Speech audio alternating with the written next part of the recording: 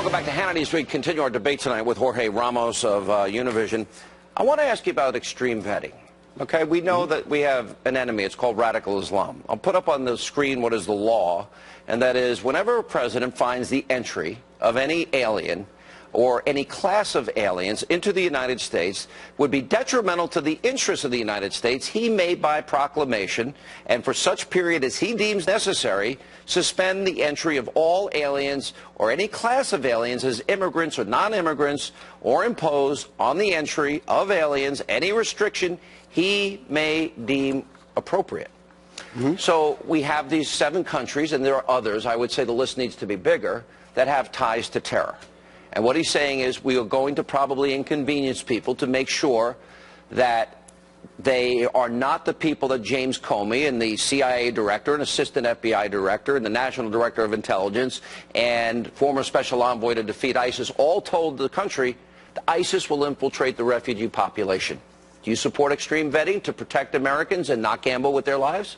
What I can't understand is that the same country that gave me all the opportunities that my country of origin couldn't give me, now is treating other immigrants in these discriminatory ways simply because they were born in another country. I mean, 16 attorney generals don't agree with you. Even though we know they have a connection to terror. All right, don't agree with you. So you might think that you are right, Sean, but many people think that what Donald Trump is doing is really undermining the national security of the United States. That's your point of view, Sean. Wait, hang on a second. But that's not the reality. Here's the reality. This is a truth. Radical Islamists are at war with America.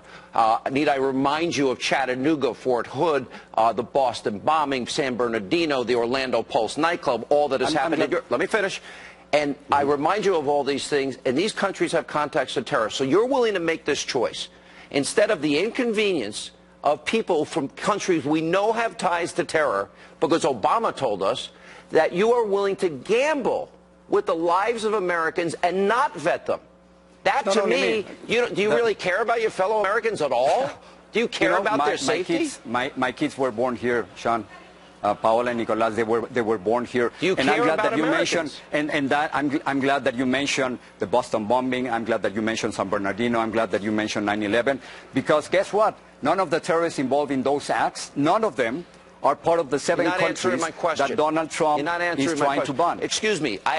We now know and have identified. They're not from those countries. We now have identified 72 people convicted from the 7 countries since 9/11.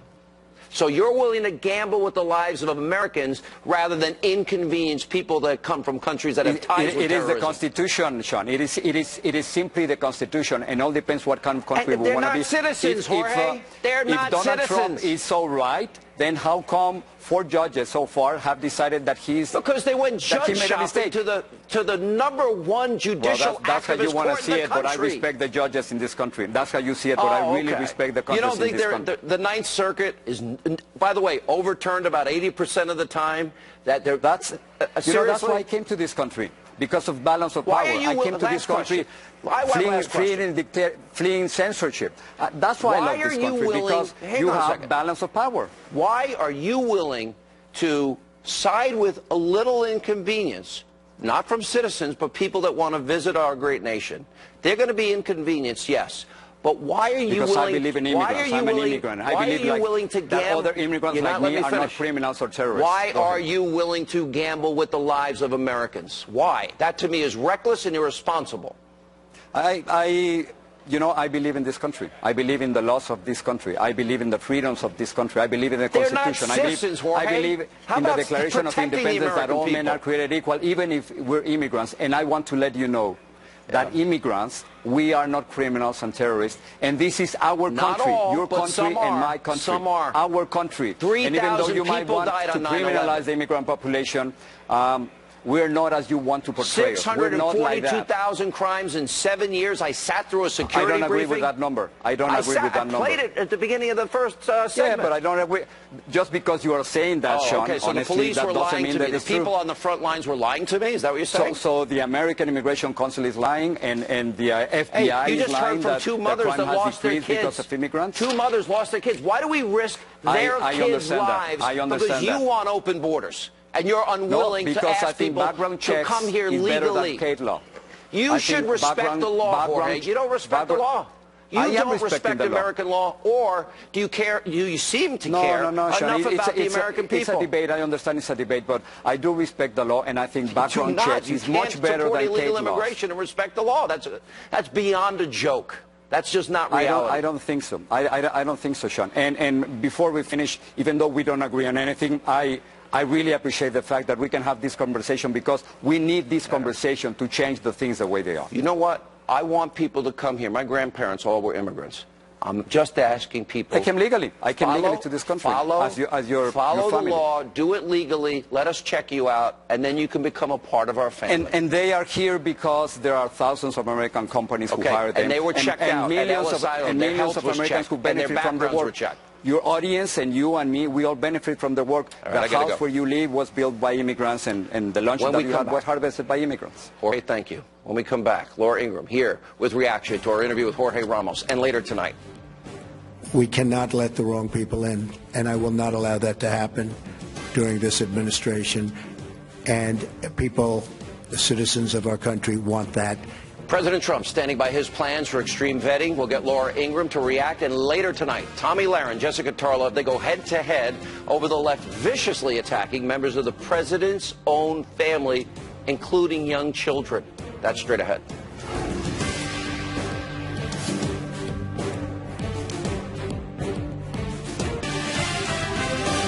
Welcome back to Hannity, and joining me now with reaction to my interview with Jorge Ramos, editor-in-chief of LifeZette, Fox News contributor, Rockin' and Rollin' radio talk show host, Laura Ingraham. How are you? Hey, Sean, good to see you. Why is this? I don't even understand, and I know I have a pretty good ability to understand other people's arguments.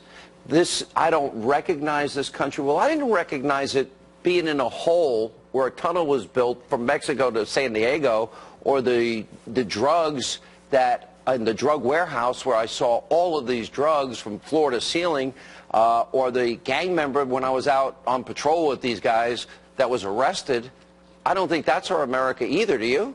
No, and I also don't understand the America that allows 180,000 illegal immigrants who've been convicted of a crime loose on the streets. I mean, we have almost 200,000 people who have been convicted of a crime beyond just being in the country illegally, who have not been apprehended or removed from the country. Now, people like Ramos will say, well, some of them are from countries that won't take them back. Well, don't you think the United States has a lot of leverage? If there are certain countries that refuse to take their criminal population back, there's a lot we could do to change that dynamic. And you just need a president who has the will to follow through on what is fair and what is practical, which is, this is your country's, the citizens from your country. We've jailed them for a period of time, if they're felons especially. Now they've finished their sentence, they need to go home. Or we found them after they've been accused of multiple felonies. We're going to deal with them, and then ultimately they're going to have to go home. But apparently we're just supposed to be housing the world's criminal population as long as they came here illegally first. It's craziness. Yeah, I think it's craziness. You know, is it not America to say come in legally?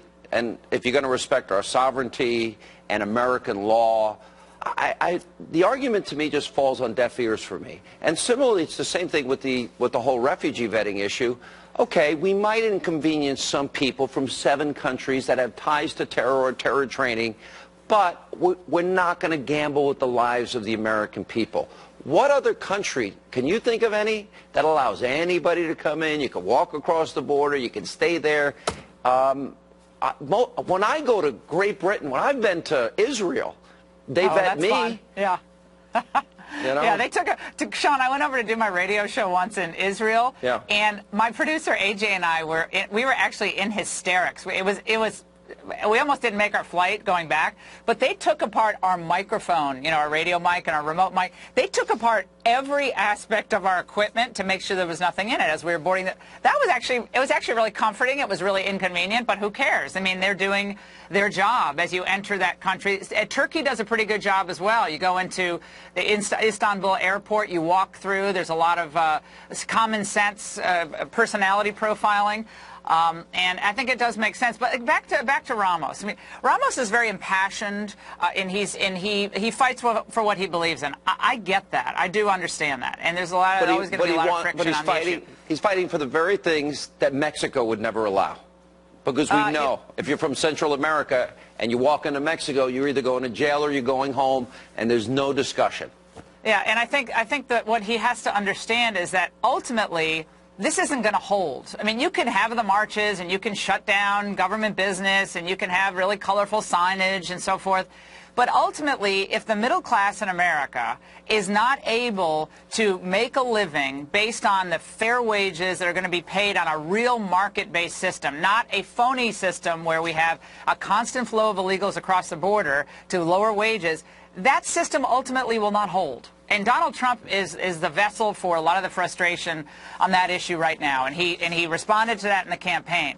But it's not good for middle-class Latinos who are working hard, who came here legally. It's not good for middle-class or low-income white people or people from Europe who are struggling. So there has to be a level of fairness that applies to all people legally in the United States. And if you are here illegally, you can't boo-hoo about how you're going to be separating families. I mean, it's just not fair to everybody else who's trying to make ends meet in the end. All right. We're going to take a break. We'll continue more with Laura right after this break and coming up next tonight.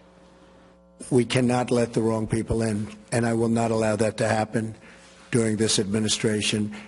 And people, the citizens of our country, want that.